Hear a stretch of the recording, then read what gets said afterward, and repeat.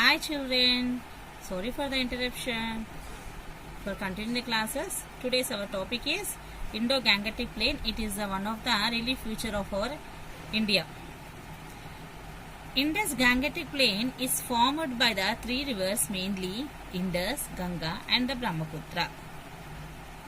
The Indo-Gangetic Plain is formed by the three rivers Indus, Ganga and Brahmaputra. The Indo-Gangetic Plain, which is the relief feature of our India, it's formed by three rivers Indus, Ganga and Brahmaputra. The western part of the Indo-Gangetic Plain is formed by the Indus River. The central part of the Indus River is formed by the Ganga. The eastern part of the Indo-Gangetic Plain is formed by the Brahmaputra River. The western part is formed by the Indus River. The central part is formed by the Ganga River. The eastern part is formed by the Brahmaputra River. Again, here we can see the Indo-Gangetic Plain in the western part.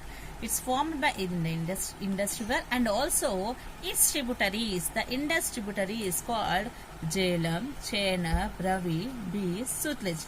These are also played an important role to form the western part of our Indo-Gangetic Plain. Here, the central part is formed by the Ganga River and it is also known as Ganga Plain. Which one? The central part. Again, here the Indus part, the western part of the Indo-Gangetic Plain, we can see mainly in the major portion. Major means most of the portion we can see in the Pakistan, and the minor portion means maybe 30% or 25% we can see in the Haryana, Punjab and Haryana. And the central part of the Indo-Gangetic Plain, and again I am repeating, see children, the central part of the Indo-Gangetic Plain is formed by the Ganga River, and mostly we can see it is here in the Uttar Pradesh, Bihar, Haryana, Jharkhand and West Bengal. The eastern part of the Indo-Gangetic Plain is formed by the Brahmaputra River. We can see most of the Brahmaputra valley in the Assam. And what I am describing here, the eastern part of the Indo-Gangetic Plain is we can see in the Assam. These are the very important, the portions which are in the western part, central part and eastern part. Okay, Nana? Okay, children? Yeah. The Himalayan rivers, while flowing down, it carries pebble sediments and it deposited in the food hills of Shivaliks in a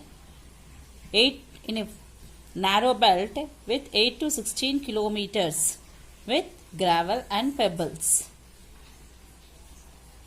It deposit in the food hills of Shivaliks. This place is called the Babar. Whatever the Himalayan rivers carries and deposit the gravel and pebbles near the foothills of Shivaliks, this place is called the Babar. Of Babar, from underground the Babar, we can see the small rivers flow down to the lower areas and form swampy and marshy region. This swampy and marshy region is called Terai. Once again I am explaining the whole part. The Himalayan rivers flowing down, it carries pebble sediments and again it will be deposit in a place in the foothills of Shivaliks, narrow belt of 8 to 16 kilometers, and this place is called the Babar. From underground the Babar, the small rivers flowing down and create a swampy and marshy region. This swampy and marshy region is called Terai. These both are important in the 1 mark question. What is meant by Terai and what is meant by Babar?